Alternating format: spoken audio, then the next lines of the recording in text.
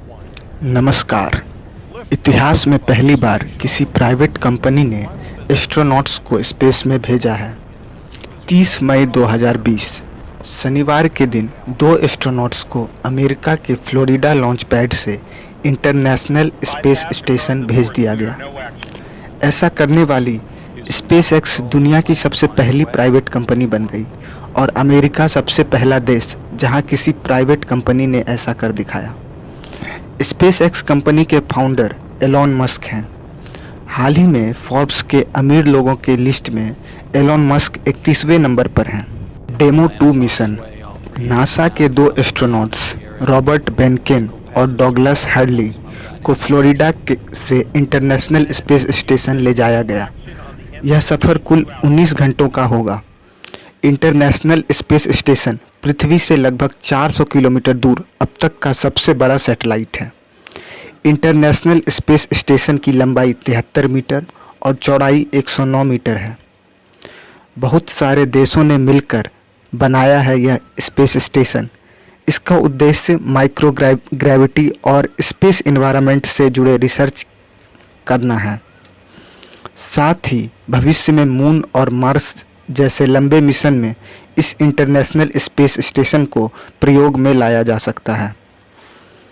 इससे पहले कि हम डेमो 2 मिशन के रॉकेट और स्पेसक्राफ्ट के बारे में जानें, हमें रॉकेट और स्पेसक्राफ्ट के बीच अंतर को भी अच्छी तरह से समझ लेना चाहिए। रॉकेट एक लॉन्च व्हीकल है जो स्पेसक्राफ्ट को प्लैनेट के सरफेस से ऑर्बिट तक ले जाता है।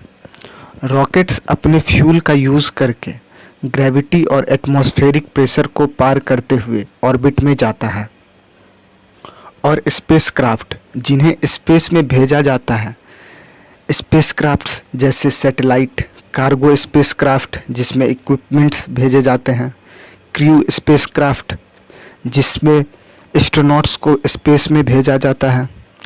अर्थ से ऑर्बिट तक जाने के लिए रॉकेट्स का यूज़ किया जाता है। उसके बाद रॉकेट्स स्पेसक्राफ्ट से अलग हो जाते हैं और अंत में स्पेसक्राफ्ट अपने फ्यूल से स्पेस में घूमता है। स्पेसएक्स के इस डेमो 2 मिशन में फैल्कन 9 रॉकेट का यूज़ किया गया है। फैल्कन 9 दुनिया का सबसे पहला रीयूजेबल रॉकेट है, यानी कि इसे हम बार बार यूज कर सकते हैं। साथ ही इस मिशन में स्पेसएक्स के ड्रैगन 2 क्रू स्पेसक्राफ्ट की मदद से 2 एरोनॉट्स को इंटरनेशनल स्पेस स्टेशन भेज दिया गया।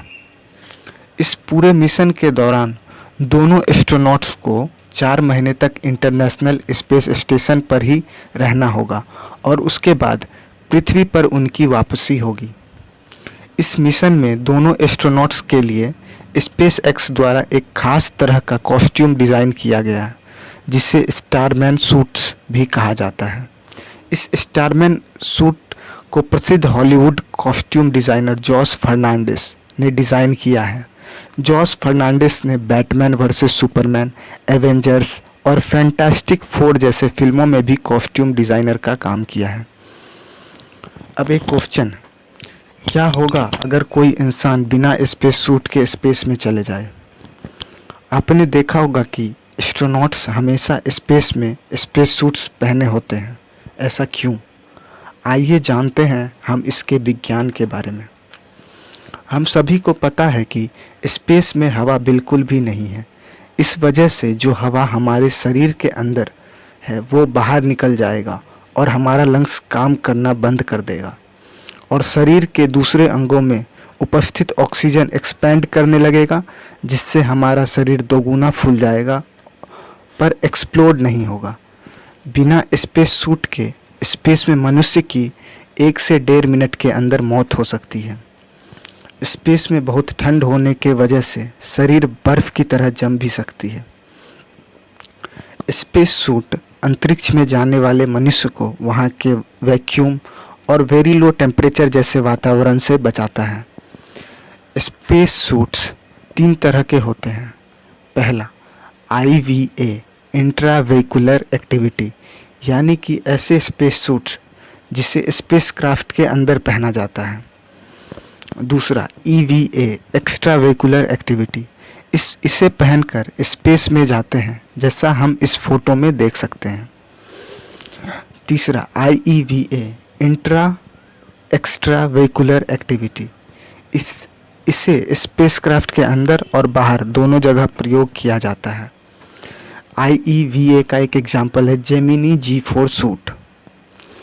दुनिया का सबसे पहला space suit Soviet SK-1 suit Russia के यूरी गार्गिन ने 1961 में पहना था।